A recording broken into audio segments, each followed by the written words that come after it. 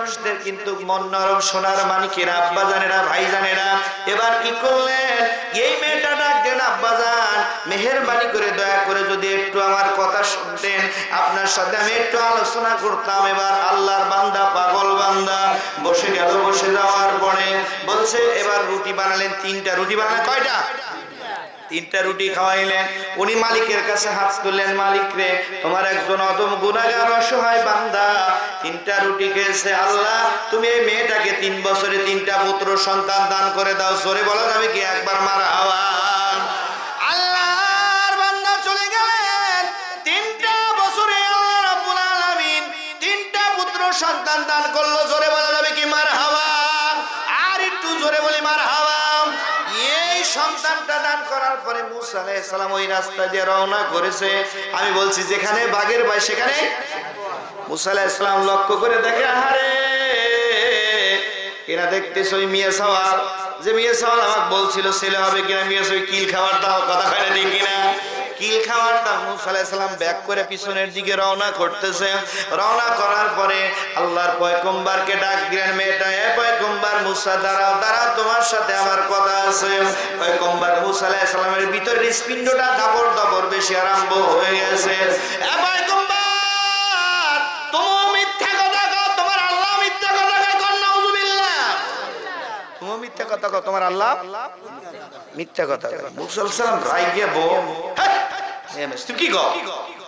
তখন বলছে, তুমি বলছিলা, কি বলছিলা, যে আমার ছেলেও হবে না, মেয়েও হবে না। আল্লাহ পাক 3টা বছরে আমাকে 3টা পুত্র সন্তান দান করেছে। জোরে বলা যাবে কি একবার মারহাবা? মুসা আলাইহিস সালামের মেজাজ খারাপ। মুসা আলাইহিস সালাম টুকটুক করে রওনা করলেন, তুর পাহাড়ে রওনা করলেন। আল্লাহ আমাকে বিচার দাও, আল্লাহ আমাকে বিচার দাও। আল্লাহ রাব্বুল আলামিন মনের খবর তো আলিমুল গায়ব, আল্লাহ মনের খবর জানে কি জানে না? জোরে বলেন, জানে কি জানে না? আল্লাহ রাব্বুল আলামিন জিবরাইলকে বললেন, জিবরাইল দেরি করিস না, প্লেট একটা চাকু নিয়ে তাড়াতাড়ি করে আমার কাছে আয়। জিবরাইল সালাম মুসা আলাইহিস সালামকে একটা প্লেট একটা চাকু দিলেন। দিয়ে দেওয়ার পরে এবার আল্লাহ পাক ডাক দেওয়াছে, বন্ধু মুসা, আমার মানুষের গোশত খাওয়ার বড় শখ হয়েছে। জোরে বলি মারহাবা। আল্লাহকে বলি, ইটা মুগুরের জাটার বাড়ি খাওয়া যাও, কারণ ইটা মুগুরের বাড়ি খাওয়ানো বাদ আছে, কথা ঠিক কিনা? ইটা মুগুরের বাড়ি খাওয়া বাদ আছে। আমি যদি মানুষের কাছে বলি, জনগণের কাছে বলি আল্লাহ গোশত খায়, কিলেবি না? কথা কন না, কিলেবি কিনা? কিল থুইয়া ঘুষি, ঘুষি থুইয়া কিল। ইটা মুগুরের বাড়ি, ইটা মুগুর বাড়ি না? আমার নানার হাতে ইটা করলো না ভাই, ছোট ইটা বেড়ে বেড়ে যাই, চলো যাই, যাই একটু বাড়িটা ফাটা লাইলে, এক বাড়িতে এক বাড়িতে নানার হাঁটু ফাটা আলা দিলাম, বুঝলেন না? আসলে আগে কিন্তু মানুষ দেখেন এত কষ্ট করছে, তাদের কিন্তু এই রোগ ছিল না, কথা বলেন ঠিক না? এখন দেখবেন যে আপনি বিবিক জানাইতে করেন, ও বিবি এটা এক গ্লাস পানি দাও, ও আছে বাইরে খাও, কথা কয় ঠিক কিনা? আছে বাইরে খাও, ওরা না গেছে। আর আগের মানুষ সরে আল বসে আর আসিল না, কথা কয় আসিল না? লরি দেহে তাড়াতাড়ি বারবার আসলি কই, কথা কয় না ঠিক কিনা? তুমি বসে থাকো, ও সকিনের মা, আমি ভাত নেই দেখাওয়াই, কথা কয় না ঠিক কিনা? ভাত নেই দেখাওয়াই, মটরের কি হয়েছে? আমার মাথা তোর সারে না। কি হয়েছে? মাথা খেয়ে গেছে। মাথা কি হয়েছে? ওই আগে টিবুকলের পানি তুলছে, তারপরে আপনার কি যেন বলে কুয়া না কি যেন বলছে, কুয়ার থেকে রাতে পানি তুলছে, সারা রাত যেই বানছে, সিজারও করা লাগে না, এত অসুখ ছিল না, কথা বলেন ঠিক কিনা? আর এখন অসুখ দিয়ে পরিপূর্ণতা, প্রত্যেকটা বাড়িতে এমন কোন বাড়ি নাই যে ওষুধ ছাড়া চলে, কথা বলেন ঠিক কিনা? একটাই কারণ হলো পরিশ্রম নাই, কি নাই?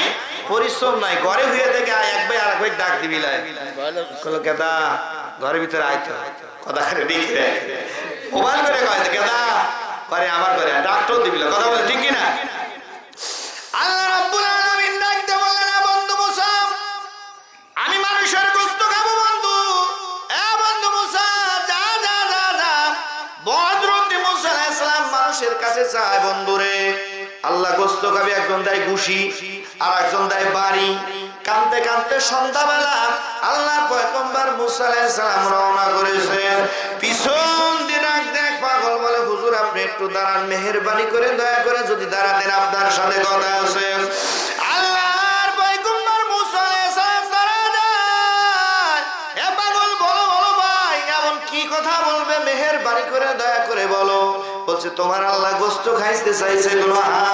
গালের থেকে গোশত কাটলেন, সিনার থেকে গোশত কাটলেন, ঠ্যাকেওড়ার থেকে গোশত কাটলেন, গোশতগুলো সুন্দর করে প্লেটের উপরে দিয়ে দিলেন।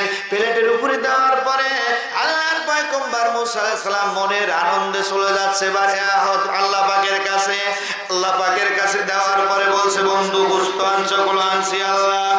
আল্লাহ রাব্বুল আলামিন ডাক দিল, বন্ধু মুসা,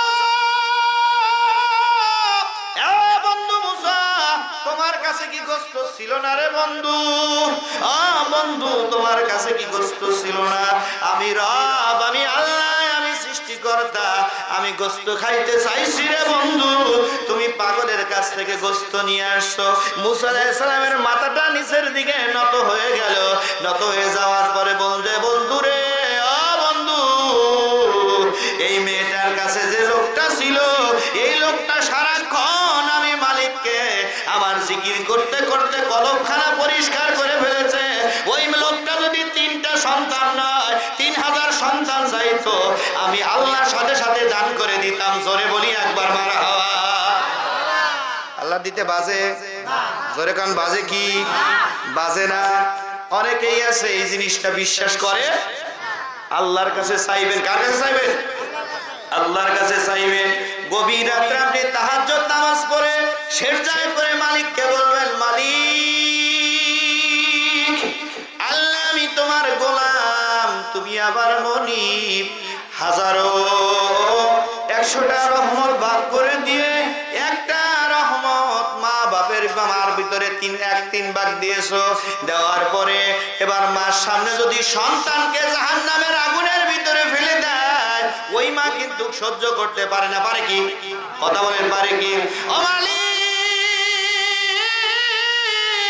আল্লাহ তোমার বান্দাকে তুমি জাহান্নামে দিয়ে কেমন করে সহ্য করবে বলো?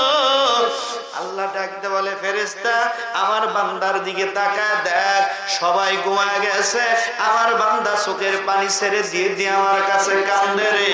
ও ফেরেশতা, সাক্ষী থাক, আমার বান্দাকে আমি আল্লাহ তাবার তাআলা রিজিকের প্রাচুর্য দান করে দিলাম। জোরে বলা যাবে কি একবার মারহাবা? সোনার মানিকের আব্বারা, ভাইজারা, রিজিকের মালিক কে? জোরে কান, রিজিকের মালিক কে? আল্লাহ রিজিকের মালিক। আমরা মুখে বলি, অন্তরে বিশ্বাস করি না। কথা বলেন ঠিক কিনা? অন্তরে কি বই দিয়ে পয়দা করতে হবে, আপনার রিজিকের মালিক হলো আল্লাহ। জোরে বলা যাবে কি একবার মারহাবা? সোনার মানিকের আব্বারা, ভাইজানেরা, এখন এত মেশিন আসছে, আল্ট্রাসোনো, তারপরে আপনার হলো সিটি স্ক্যান, তারপরে আপনার এমআর। এই এমআর এমন একটা কঠিন জিনিস, মানুষ কব্বরে দিলে যেরকম সেরকম দেখা যায়। কথা বলেন ঠিক কিনা? এ সোনার মানিকের আব্বাজানেরা, ভাইজানেরা, ওই সময় আল্ট্রাসোনো কোনো কিছুই ছিল না। ওই সময় কি করলেন? ওই সময় লক্ষ্য করে দিকে লক্ষ্য করুন। ওই সময় মানুষেরা অনেকেই দেখবেন যে পুত কন্যা সন্তান হলে রাগ করে, আছে না? কথা কয় না, আছে না? কন্যা সন্তান হলে রাগ করে। একটা জিনিস চিন্তা করেন, মেয়ের মতো মোহাব্বতের জিনিস আল্লাহর জগতে একটা, ধরে কয় না, ঠিক কিনা? ধরে কয় না কে? কারণ হলো রহমাতাল লিল আলামিন নবী বলতেছে, আমার মা দুনিয়ার থেকে বিদায় হয়ে চলে গেল 6 বছর অবস্থায়। আমার মা নাই, আমার কষ্ট হলে, আমার ক্ষুধা লাগলে হযরতে ফাতিমাতুজ জোহরার বাড়িতে যে দাঁড়ায় যেতাম। জোরে বলা যাবে কি একবার সুবহানাল্লাহ? আমি নবী মা ডাক দাও, মা ঘরে আসো নাকি? মা ফাতিমা ঘরে আসো কিনা? ও আমাকে এক মুঠ খানা দাও মা, তোমার কলিজার টুকরা বেটা মোহাম্মদ এসেছে। জোরে বলা যাবে কি একবার মারহাবা? বেটি খানা দাও, বেটি খানা দাও। এবার লক্ষ্য করে মা ফাতিমা, কোনো কথা আসে না, ঘরের ভিতর থেকে কোনো সাউন্ড আসে না। সাউন্ডটা না আসার কারণে আল্লাহর নবী মানবতার দুধ রহমাতাল লিল আলামিন নবী বারবার ডাকতে বলে, বলে আব্বাজান, আপনি ঘরের ভিতরে আসবেন, আমার পরনের যে কাপড় আছে সেই কাপড় নিয়ে আমি আপনার সামনে যেতে পারবো না। মানবতার দুধ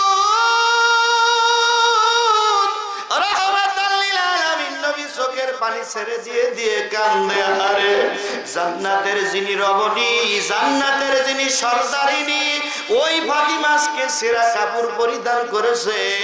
আমি সন্তান, আমি রহমাতুল লিল আলামিন নবী পাগড়ি দিলাম, মা গায়ের সাথে লাগাইয়া আমার সামনে আসো, মা আমার সামনে আসো। জোরে বলা যাবে কি মারহাবা?